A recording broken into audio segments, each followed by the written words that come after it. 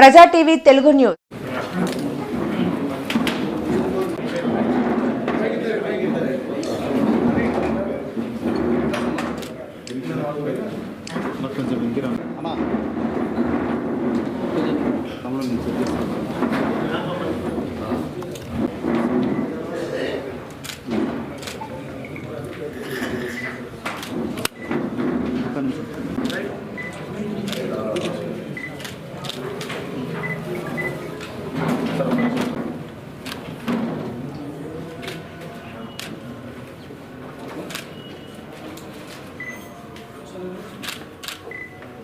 పన్నెండవ తారీఖున జరగబోయే ఫీజు రియంబర్స్మెంట్ పోర్కి పెద్ద ఎత్తున అందరూ కూడా జిల్లా విద్యార్థులు అందరూ కూడా పెద్ద ఎత్తున తరలి వచ్చి దీన్ని విజయవంతం చేయాలని చెప్పి కోరడానికి ఈ ప్రెస్ సమావేశాన్ని ఏర్పాటు చేయడం జరిగింది. ముఖ్యంగా ఈరోజు మీరు గమనిస్తే గతంలో ఉన్న ప్రభుత్వం చేసిన సంక్షేమ పథకాలకి ఇప్పుడున్న ప్రభుత్వం చేస్తున్న అరాచకాలకి మీకు అందరికి కూడా స్పష్టంగా తేడా కనిపిస్తూ ఉంది.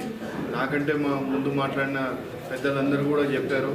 ఈరోజు ఫీజు రియంబర్స్మెంట్ కానీ, ఈరోజు అమ్మఒడి కానీ, ప్రతి ఒక్కటి అంటే విద్యకు సంబంధించి మనం మాట్లాడుకుంటే ముఖ్యంగా జగన్మోహన్ రెడ్డి గారు ప్రతి పేద పిల్లవాడికి కూడా ఇంగ్లీష్ మీడియం చదువు అందుబాటులోకి రావాలని చెప్పి ఇంగ్లీష్ మీడియాన్ని ప్రవేశపెడితే అది లేకుండా చేసినారు.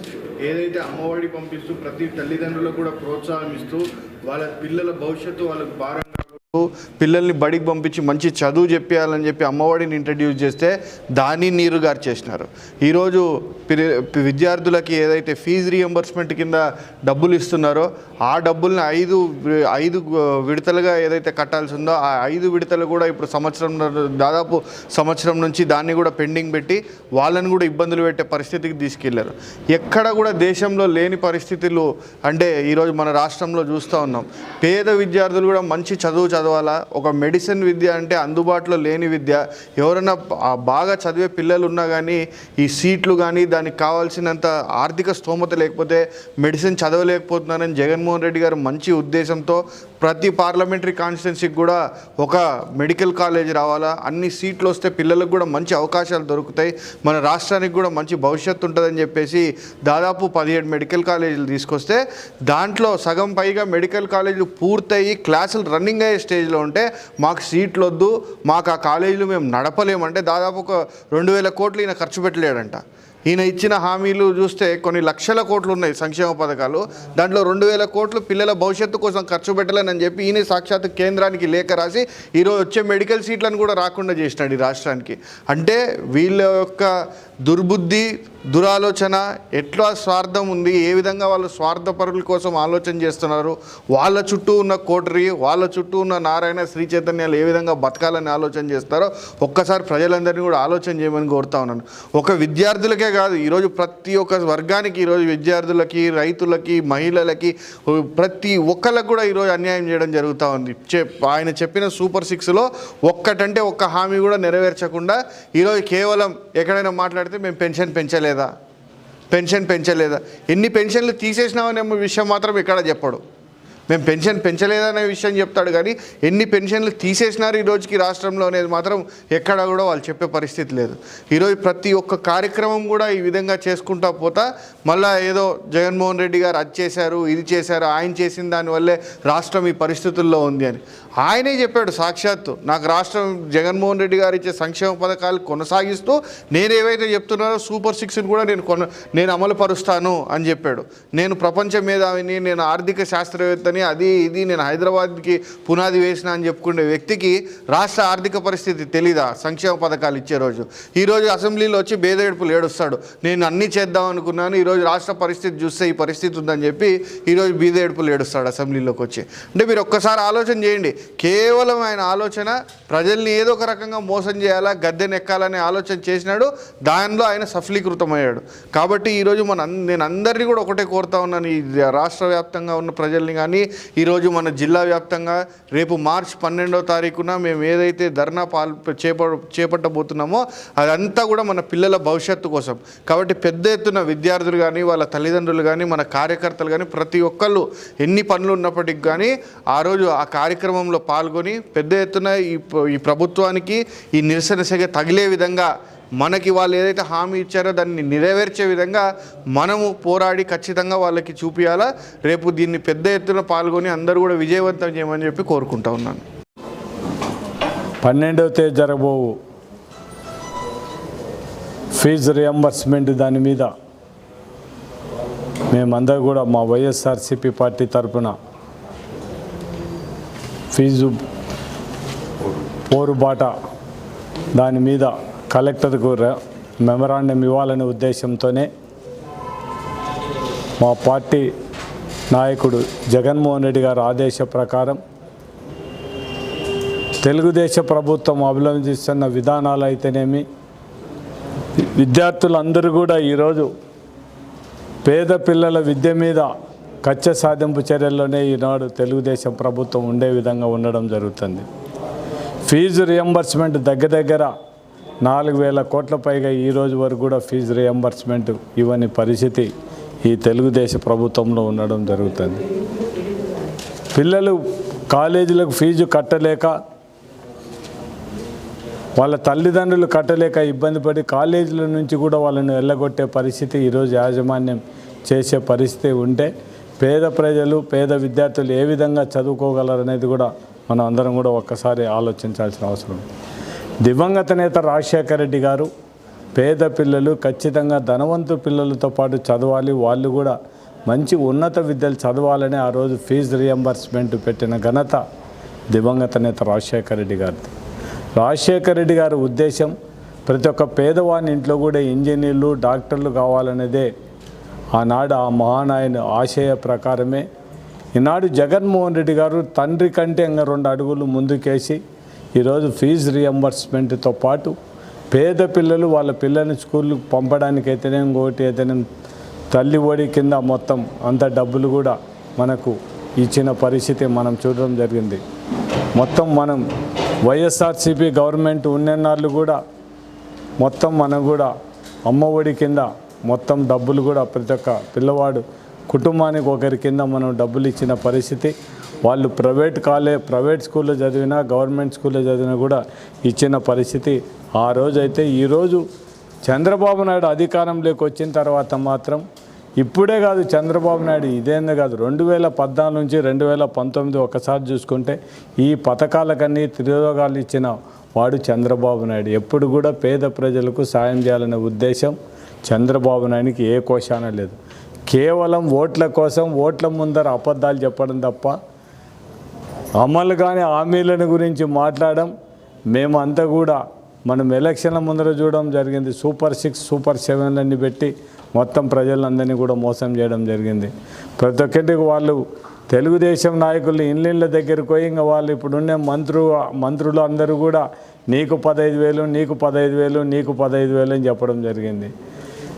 అదే ఆడపిల్లలు కనుక నీకు 1,500, నీకు 1,500, సంవత్సరానికి 18,000 ఇస్తామని చెప్పడం జరిగింది. మొత్తం అందరికి కూడా ఎవరికి ఏం కనపడితే అవన్నీ కూడా మేము మొత్తం జగన్మోహన్ రెడ్డి కంటే మిన్నగా మీకు ఇస్తాము, మీరు మాకు ఓటేయండి అని చెప్పడం జరిగింది. ఇంకా దాంతోపాటు చంద్రబాబు నాయుడు, పవన్ కళ్యాణ్ వీళ్ళు చెప్పిన దానికంటే లోకల్గా ఉండే తెలుగుదేశం నాయకులు మాత్రం ఇంకొక 2 అడుగులు ముందుకేసి ప్రతి ఒక్క ఇంటి దగ్గరికి పోయి ఇద్దో మా మేనిఫెస్టో, మేము ఇవి రాకపోతే బాబు షూరిటీ, బాబు గ్యారంటీ ఇవన్నీ పెట్టి పాంప్లెట్ పెట్టి మనలందరినీ రాష్ట్ర ప్రజలందరినీ కూడా మోసం చేయడం జరిగింది.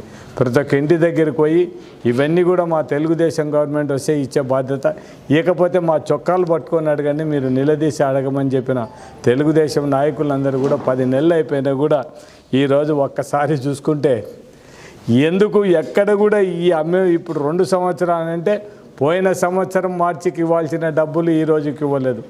ఈ సంవత్సరం ఇవ్వాల్సిన డబ్బులు దగ్గర అంతకుముందు 3,000 పైన వసతి దీవెన కింద 1,000 కోట్లు, అంత మొత్తం 4,000 అయితే ఇప్పుడు మళ్ళీ ఇవ్వాల్సినది మొత్తం 8,000, దగ్గర రమారమి 8,000 కోట్లు.